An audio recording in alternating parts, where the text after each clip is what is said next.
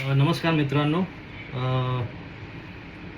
मी खूप नवीन आहे रील्स बनवण्यासाठी, तर please accept my apologies in advance. मला कसं बनवायचं, काय करायचं याची जास्त ज्ञान नाही आहे. पण बनवायचा हा हेतू आहे की मी घरात एकटा आहे, बायको माहेरी गेली आणि प्रश्न असा पडला आहे की आता जेवायचं काय, बनवायचं काय.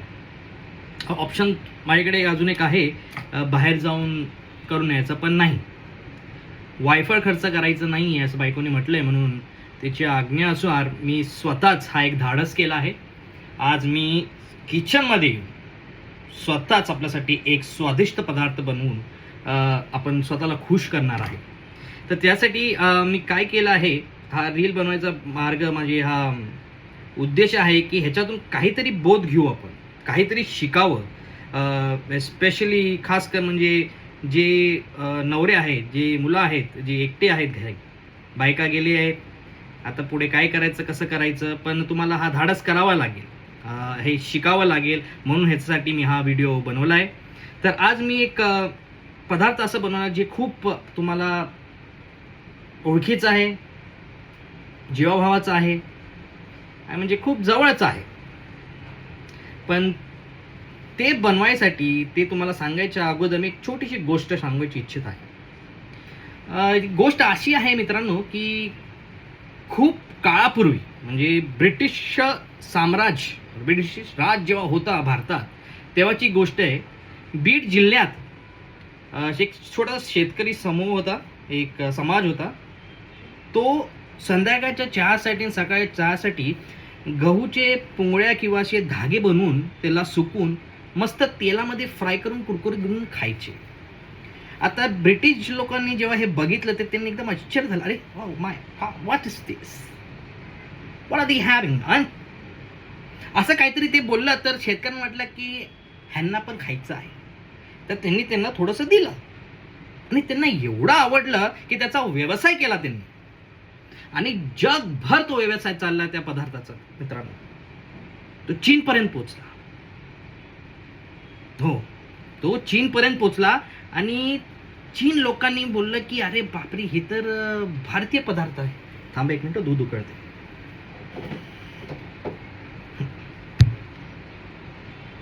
तर ते चीन लोकांनी काय केलं, डोकं बघा, त्याला न तळता पहिले त्याला उकळलं, नरम धागे केले आणि बाहेर विकायला काढले.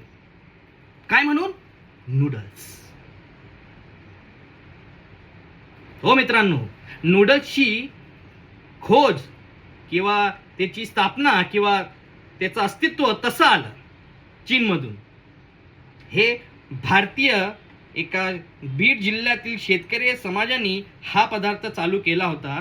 ते चायना लोकांनी अशा स्थितीने असं प्रेझेंटेशन करून त्याचा व्यवसाय चालू केला. आणि जेव्हा या बीडच्या लोकांना कळलं की हा आयडिया, ही गोष्ट आणि ह्याचा श्रेय आपल्याला काही भेटलाच नाही, कणभर सारखा, एक रद्दीभर सारखं त्यांना ते श्रेय किंवा त्यांना काही अप्रिसिएशन काही भेटलं नाही, तर त्यांनी आवाज उठवला, हे नूडल त्यांचे नाही म्हणून हे आमचे नूडल आहे, आमचे हक्काचे नूडल आहे. आणि तसाच हा नाव पडला, हक्काचे नूडल. हो मित्रांनो, ही गोष्ट ऐकून तुम्हाला असं वाटेल की हे कसं काय, पण खूप लोकांना माहीत नाही आहे. आणि मी माझ्या कामावर लोकांना सांगितलंय तर त्यांनी माझा हसू उडवला मित्रांनो. त्यांना ही गोष्ट गंमत वाटली. माझ्या बॉसला पण सांगितलं, माझा मित्रच आहे खास, तो बोलला जर काही तू गोष्ट मला पहिले सांगितलं तर तुला कामाला ठेवलं नसतं. पण असंच म्हटलं, नूडल्स बनवायची प्रक्रिया आज मी तुम्हाला दाखवणार आहे मित्रांनो. त्यासाठी मी घेतली आहे मॅगी. हो मित्रांनो, आज मी तुम्हासाठी मॅगी बनवून दाखवणार आहे. तर त्या मॅगी बनवायसाठी आपल्याला काय लागतं, विशेष करून मॅगी. मित्रांनो, ही मॅगी घेतली आहे मी, मॅगी आटा नूडल. आता मित्रांनो, मी आटा नूडल घेतली कारण मी करू शकतो, तुम्ही करू नाही शकत. तुम्हाला येत असेल तर व्हेरी गुड, पण ज्यांना येत नाही ते फक्त साधी मॅगी घ्या. शिकाऊ आहेत तर म्हणून थोडं जास्त न करू, अतिशयोक्त न करू, ठीक आहे. आपण पुढे बघतो. तर ह्याच्यात सामग्री आपण काय घेतली आहे, मॅगी बनवण्यासाठी आपण चिरले कांदे, हे टमाटे, ही मिरची आणि थोडा हा लॉन म्हणजे कोथिंबीरचा बँक्वेट लॉन बनवून ठेवला आहे छोटासा. ठीक आहे. आता बनवायची प्रक्रिया कशी आहे मित्रांनो. सगळ्यात पहिले तेल गरम करायचं आणि तेलामध्ये मोहरी जिरे तर तर तर तर तर तर तुडवा त्यांना चांगलं तुडल्यावर कांदा टाकला. घाबरायचं नाही, घाबरू नका. कांदा टाकला, मस्त गुलाबी झाला, एक गोड सुगंध पसरतो. लगेच टमाटे टाकायचे, मिरच्या टाकायचं, थोडासा आलं लसणाची पेस्ट टाकायची आणि थांबायचं. मित्रांनो 1-1.5 मिनिटं थांबा आणि त्याला चांगलं वर खाली करून त्यांचं मिश्रण तयार केला, एक मसाला तयार होणार आणि जो तो खमंग सुगंध पसरतो, आलं लसणाची पेस्ट, टमाटे, कांदे, मिरची, वेगळा नशा आहे मित्रांनो. त्याच्यानंतर घ्या मॅजिक मसाला जो त्या मॅगीच्या पुड्यात येतो, त्याला टाका, त्याला वर खाली करा आणि 30 सेकंदासाठी थांबा आणि मॅगी त्याच्यात टाका आणि वर खाली करा आणि थांबा एक 15-20 सेकंड. मित्रांनो याच्यात एक मोठी गोष्ट आपण विसरलोय की ते टाकल्यावर पाणी पण टाकायचं मित्रांनो. न टाकता तुम्ही जर का ती मॅगी खाल्ली, पहिली तर गोष्ट ती घशातून जाणार नाही तुमच्या. हो, आणि एकदा गेली तर काढायला समजतंय. तर पाणी टाका, भरपूर पाणी टाका आणि पाणी टाकल्यावर तोंडाला पाणी सुटलं माझ्या.